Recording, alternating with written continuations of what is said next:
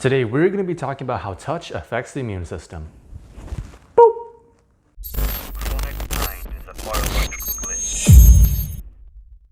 What is up, guys? It's Richard from Pain Free Better Me, and if you're new to this channel, I talk about anything and everything about musculoskeletal pain and what you can do to get rid of it. All right, first let's talk about what's happening right now. The coronavirus pandemic has tanked the global economy with unprecedented speed.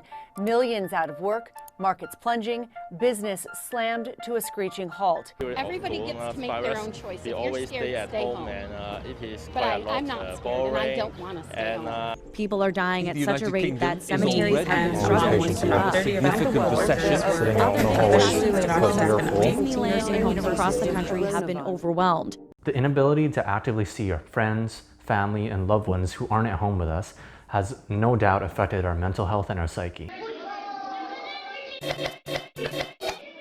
But what about our immune systems? The ever-present feeling of not knowing when and where we could get infected when we journey outside is quite frightening. Due to this, misinformation, false treatments, and flat-out lies have been sold left and right just for some quick and dirty money. COVID-19!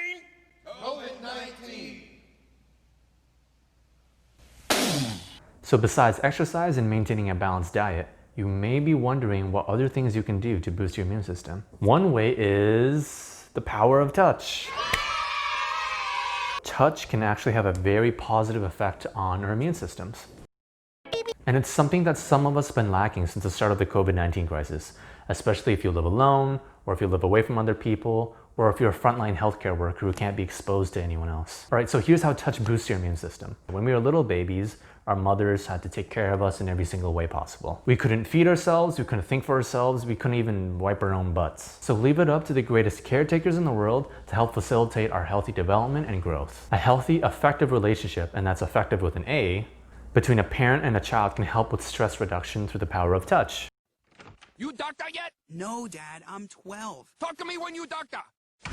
Yeah, it probably wasn't a good example. So beyond simple touch, if we increase the pressure that we're holding our babies with, and not like squeezing them, but kind of like a massage almost, we get even more benefits, such as changes in their stress behaviors. And some of these behaviors can include decreases in sleep, agitation, and even abnormal heart rate fluctuation as well. And to add to that, babies that are massaged with at least a moderate pressure have a longer sleep cycle, have less disturbances in their sleep, and are overall much healthier. Babies aren't the only subset of people that receive immune system related benefits from massage. When you go for a massage for the first time, or if you go once a week, every week, it doesn't matter, you will still receive a ton of benefits. You'll feel relaxed, you'll have increased function, you'll have decreased pain, and of course your immune system will function better. When it comes to the immune system, a bunch of things are happening post-massage and during. 45 minutes of massage, according to the evidence, has shown to be able to increase the circulation of your immune cells within your body. Think of it as more security guards running around the mall.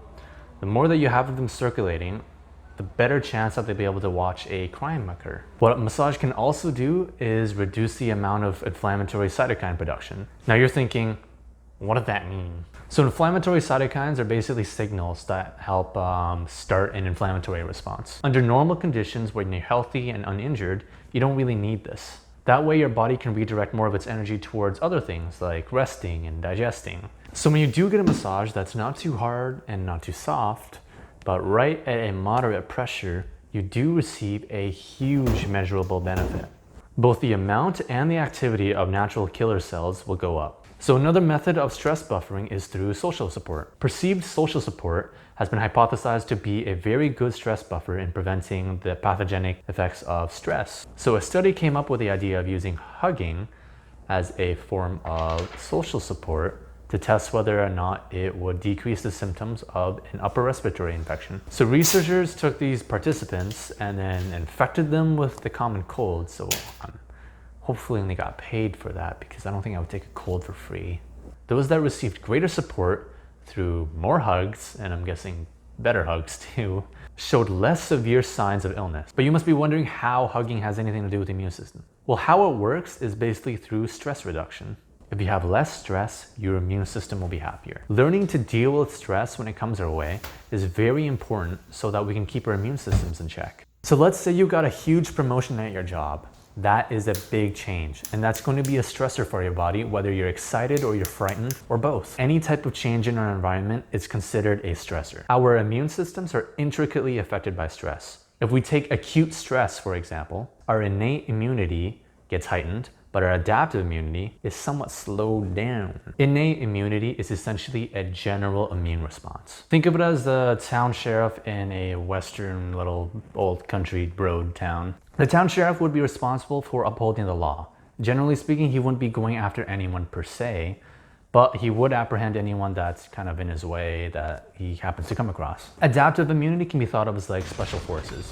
They're going to have very specific targets that they're going to follow, find, and then exterminate. After getting that promotion at work, you may feel some eustress or good stress. This good stress will eventually fade away as you settle into your new role and kind of adapt to it. The problem that would occur, especially in relation to your immune system, is if you couldn't adapt to it. Let's say this new title at work was a lot more than you thought you could handle. You're not meeting deadlines, they're giving you way too much work, you're already responsible for way too many things, and the compensation isn't even that good. You're going to feel something called distress or bad stress. As this distress continues to develop, you may find that your inability to cope with it causes something called chronic stress. Chronic or long-lasting stress has a very negative impact on both our adaptive and our innate immune system. Both forms of immunity are slowed down, suppressed, and just generally blunted. This just means that your immune system isn't going to be as well equipped as it could be if you weren't suffering from chronic stress. Touch is imperative for the healthy development of a baby and for the maintenance of a healthy immune system in an adult. However, this doesn't mean that you should go around demanding touch or hugging random people and weird stuff like that. Touch that benefits both parties comes from two consenting human beings. Survival in this kind of mix between physical distancing and trying to quarantine at home, it isn't a good idea to meet up with people even if you're trying to use the excuse that you need it for your immune system. If I get corona, I get corona. At the end of the day, I'm not going to let it stop me from partying. Ensuring that we're maintaining physical distancing and keeping clean and healthy are going to be the best ways to making sure that our immune system is nice and intact. If you guys enjoyed the video, don't forget to drop a like and let me know in the comments what stressed you out during COVID-19 so far. All right, until next time, goodbye.